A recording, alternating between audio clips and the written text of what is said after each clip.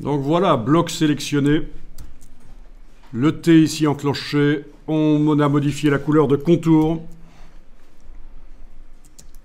Alors dans la palette contour, vous avez modifié l'épaisseur. Oui, vous avez aussi la possibilité de faire en sorte que le contour s'aligne à cheval sur le bord du caractère ou à l'extérieur. Mais on va le laisser à l'extérieur. C'est bien. Voilà.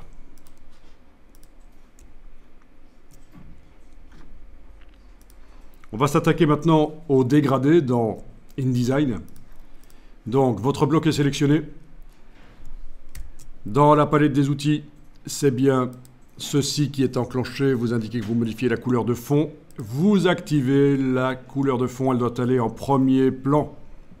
Donc, on va modifier le fond du bloc. On fait des tests. Les dégradés, c'est lourd visuellement. Attention, on est plutôt dans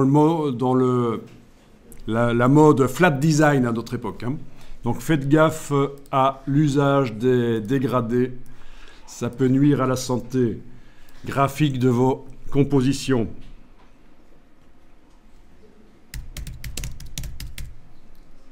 Le flat design, j'imagine que tout le monde connaît.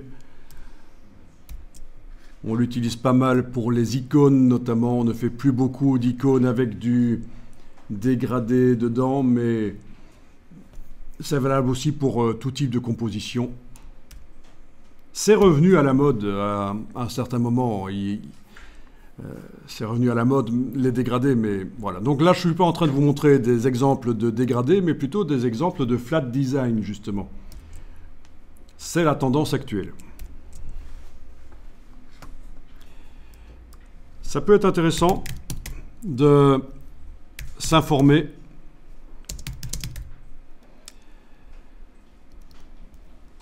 à propos des tendances du design graphique. Donc, Google regorge de... Enfin, les moteurs de recherche, Bing, etc., regorgent de sites web, vidéos, qui vous parlent des tendances graphiques de l'année, voire même de l'année à venir. Donc, vous voyez, j'ai juste tapé « tendance du design graphique » et je tombe sur les tendances. Donc, ça peut être intéressant pour quand même... être dans la mouvance de ce qui se fait actuellement. Ne pas être complètement décalé, sauf si c'est ce qu'on veut. Être décalé, ne pas être dans la tendance, ça peut être intéressant parfois. Voilà, donc tendance du design graphique 2024. C'est ce que j'ai ajouté là. Et on a certainement des gens qui déjà vont se risquer à dire comment 2024 sera au niveau du graphisme, du design graphique. Voilà, quoi qu'il en soit, on va continuer ici malgré tout. On va voir comment on fait un dégradé, même si c'est lourd visuellement et qu'il vaut mieux éviter. Et pour ça, vous allez dans la palette dégradé, menu fenêtre, couleur, dégradé.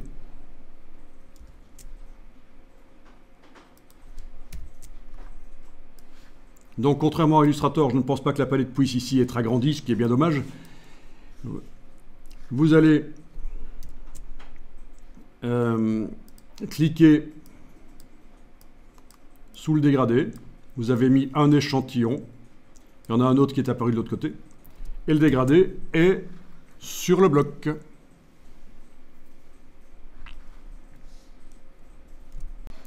Le sens du dégradé peut être modifié avec cet outil ici, l'outil dégradé. Juste à côté, vous avez un outil dégradé avec un damier dessus.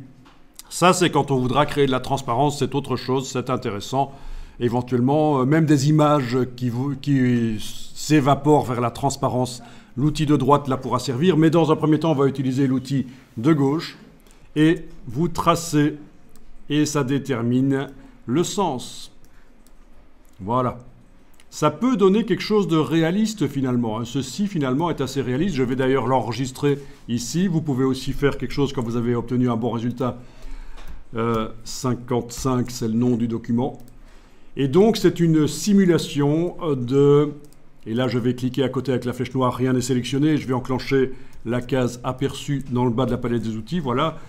Quelque part, ceci c'est une simulation d'une découpe Les découpes en impression, c'est de la finition. Après impression, l'imprimeur peut découper les choses. Bien sûr, c'est une découpe un peu irréaliste parce qu'on a ici un morceau de papier qui flotte et qui n'est pas attaché à la feuille. Donc c'est pas possible, ça, une découpe pareille dans la vraie vie.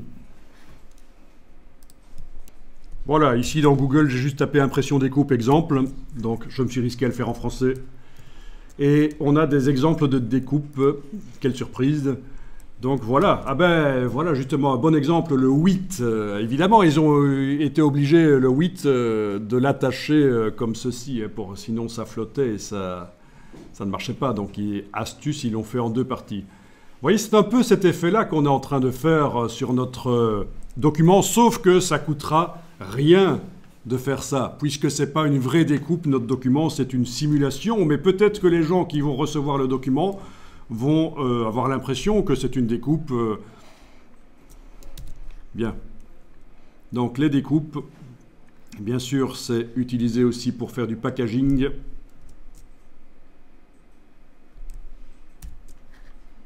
Des présentoirs, etc. Donc c'est quelque chose d'intéressant au niveau publicitaire éventuellement. Vous voyez, ici la découpe fait en sorte que les papiers les feuilles soient rondes et c'est en accordéon comme ça. Donc c'est très créatif en fait.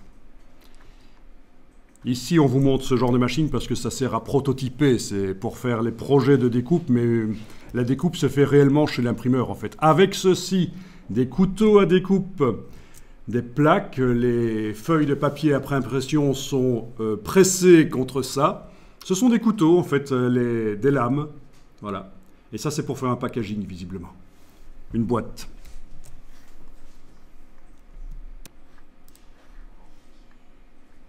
En voilà un autre. Forme à découpe. Voilà. En voilà d'autres. Mais ça, c'est autre chose. C'est la découpe laser de matériaux. On s'éloigne du sujet de la découpe de papier après impression.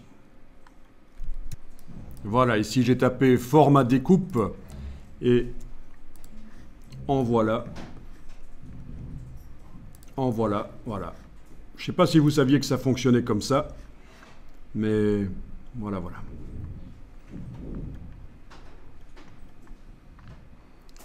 Quand vous recevez des choses spéciales avec des découpes dedans.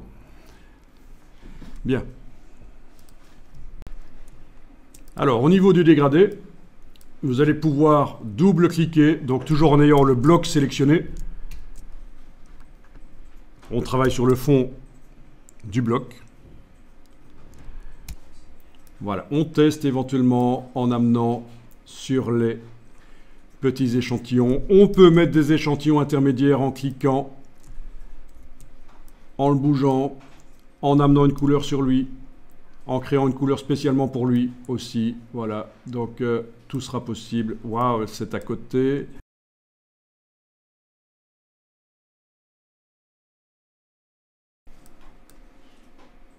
Ok, je vais le jeter. C'est plutôt malvenu. Ça commence à ressembler à de l'anti-design. Voilà. Vous enregistrez quand vous avez obtenu quelque chose qui n'est pas trop mal. Vous enregistrez le document. Donc version 56.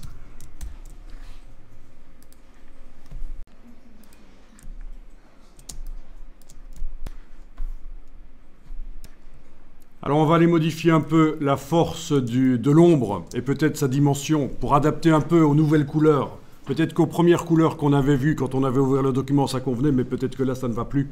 Donc vous sélectionnez le bloc et vous allez dans le menu, vous sélectionnez le bloc avec la flèche noire, il va sans dire, et vous allez dans le menu Objet, Effets, et vous allez entrer dans le menu par la transparence. C'est important de ne pas entrer dans le menu par l'ombre portée ou quoi que ce soit.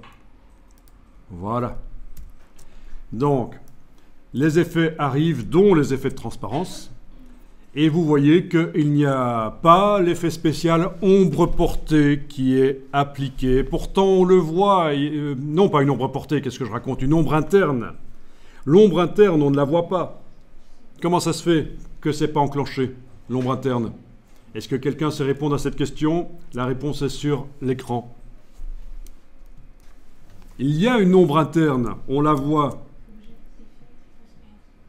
Mais pour... Pardon? Oui, elle est pour le texte. Et là, on est en train de voir les paramètres pour l'objet, c'est-à-dire le bloc. Donc bien vu, c'est là que ça se passe évidemment. Paramètres pour texte. Là, c'est un gros piège quand même, hein, parce que les débutants, ils appliquent une ombre interne sur le texte et quand ils reviennent, elle n'y est pas.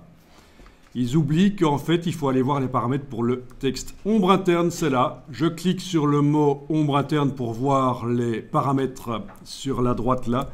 Et on peut modifier notamment l'opacité, etc. Avec la case aperçu cochée en bas à gauche, on voit directement ce que ça donne. Et encore une fois, si j'avais eu l'intelligence de zoomer avant, ça aurait peut-être été pas plus mal. Voilà, vous avez également la distance à tester, la taille. Voilà. Le décalage, oui c'est l'angle en fait, c'est foireux dans InDesign, l'angle c'est avec un décalage XY. Ah sinon ils ont mis quand même ça, j'ai rien dit, je me tais. Ils ont ajouté ça, ok. Bon, ben voilà, avant-après, vous voyez, on adapte l'ombre, ça peut être beaucoup mieux. On a l'impression que la forme découpée, le papier découpé est plus proche du papier qui se trouve derrière. Ok, vous enregistrez quand vous avez obtenu quelque chose de bien.